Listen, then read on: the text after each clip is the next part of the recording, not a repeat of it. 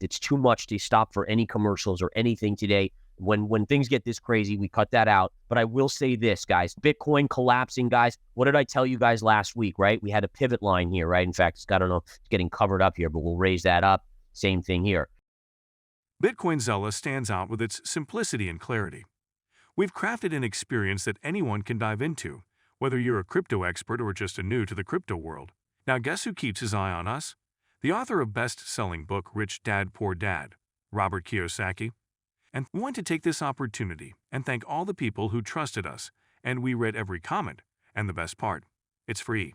Subscribing now means you will get all new information for free. Don't just follow the trends, stay ahead of them.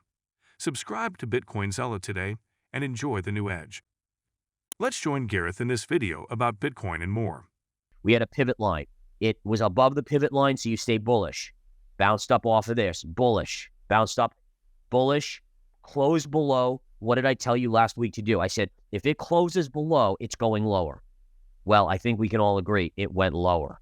All right, this is why the technicals are so key, folks. You've got to know these technicals. Once it closed below, game over. Now, where is it coming to? This is the beauty of it, guys. There's a pivot point coming up here. This is from your spot ETF approval high before a 20% correction. This is where I'm going to start to nibble on Bitcoin, right here around 49,000. People call me crazy for saying when it was at 70, oh, it's never going back to 49. It's never going back there.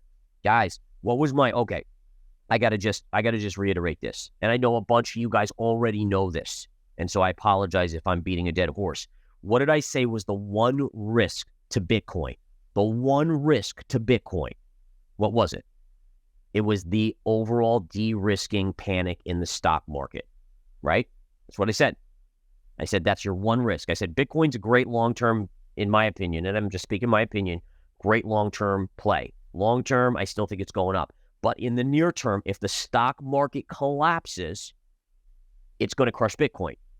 It just is. Because people panic and sell everything. They don't sit there and think, oh, well, Bitcoin's kind of a digital gold now. So no, they panic. People, this is why charting works, is because you're literally, when you look at a chart, you're seeing greed and fear and everything in between, right? Everything in between, greed and fear on the outskirts. And that's what it is. And so that's why we can chart things so accurately. And again, it's probability, so it's not perfect, but that is what we can do here. All right. So in terms of Bitcoin, going back to it, support here. If it breaks this level, where is your next technical support on Bitcoin?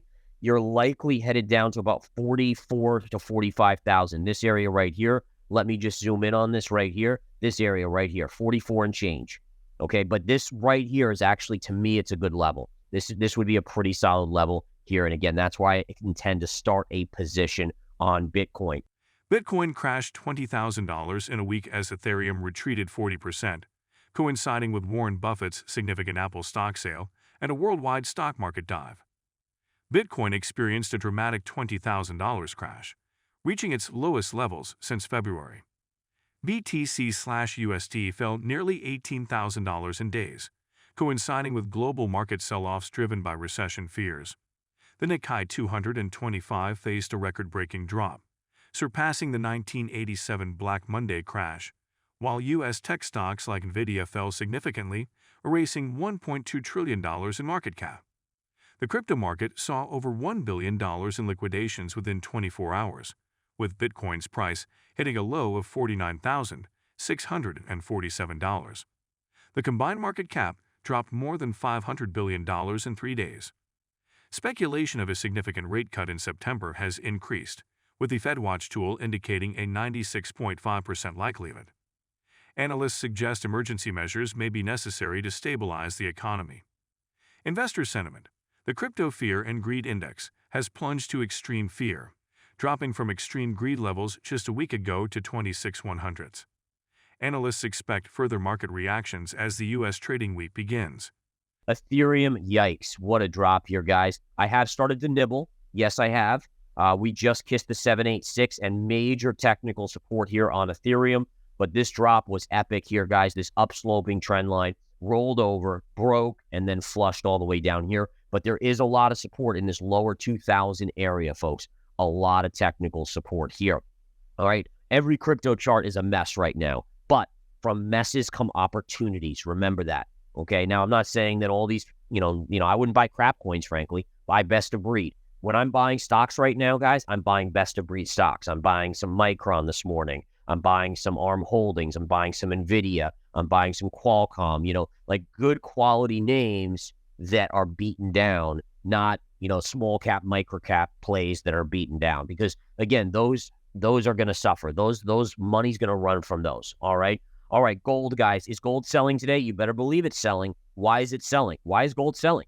Well, the same reason why Bitcoin's selling. Bitcoin just is selling a lot more because gold is more stabilized and it is more of a fear by buying asset, right? When people get fearful. But still, remember COVID? Well, I don't know how many of you guys do, but when COVID hit in March of 2020, gold flushed with the stock market. And you know what happened? It recovered faster and went higher, which is probably what's going to happen here. But when people get scared, they don't sit there and think, oh, well, let me think what I should buy, what I should sell. They just say, sell it all. Boom, sell it all. And so you're going to get some extra selling. But watch this level on gold right here. This is your key level on gold. Let's see if it holds. If it doesn't, then you just go here. Honestly, who cares? I was actually commenting Smart Money Commodities today. My commodities, I was like, man, isn't it nice to be in commodities? Because we were actually short oil. We got out of oil on Friday, but we're in gold, we're in some silver, and silver's getting hammered today too. Don't get me wrong. Silver's having a big drop, but again, in the scheme of it, you have Nvidia down 12%, you have Bitcoin and Ethereum. Ethereum's down like 20%, and then you have gold down like 2.5%. It's like, all right, I guess I don't mind being in some gold right now. That's not so bad to have that protection of my portfolio. And this is, again, the key is diversification, right? I mean, if you're all in on anything, if you're all in on gold, you're not doing that well either because, yeah, it's had a good time, but you've missed out on a lot of the upside in other assets. So it's diversification. It protects you, but it also gives you the upside when things are good. And it kind of just mitigates a lot of that risk, which in these markets is why you have to be diversified. It just is. All right, let's go to oil. I'm going to have to get going soon, guys, because I got to get ready to day trade this market here. So, yeah, it looks like my money hit the account too, so I'm going to be good to go and be able to accumulate a little bit more here. But all right, U.S. oil, guys, breaking lower here. Let's see if it confirms below this level. If it does, you're headed back to this low at 68, 67, 68. And then natural gas, I was charting this over the weekend. It's right into a Fibonacci 786 level here. This is actually a really good level. It doesn't mean it's going to hold, but look, it's already bounced off this level, the Fibonacci, and it's actually turning green. Natural gas, look at that, turning green on the day. Wow. Robert Kiyosaki, author of the Rich Dad Poor Dad series, downplays Bitcoin's recent crash and sees it as a buying opportunity. He encourages investors to be brave and capitalize on market downturns. Robert Kiyosaki downplayed the severity of Bitcoin's crash, viewing it as an opportunity to buy more Bitcoin and precious metals. He advised investors to be smart and brave, capitalizing on the downturn rather than panicking. Earlier today, Bitcoin dropped to an intraday low of $50,751, marking its lowest level since February. The cryptocurrency's decline mirrors a broader sell-off in global markets.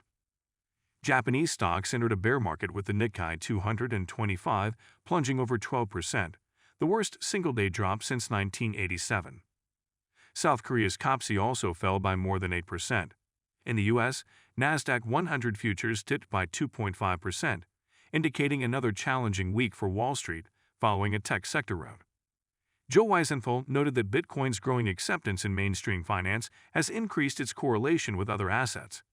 During risk-off periods, investors sell assets, including Bitcoin, to raise cash, intensifying the cryptocurrency's connection to broader market movements. Kiyosaki's optimistic stance encourages investors to view the market crash as an opportunity for wealth building rather than a setback, emphasizing the importance of strategic buying during downturns. If you've been with us so far, a big thank you. Don't forget to subscribe for free to Bitcoin Zella for your daily news.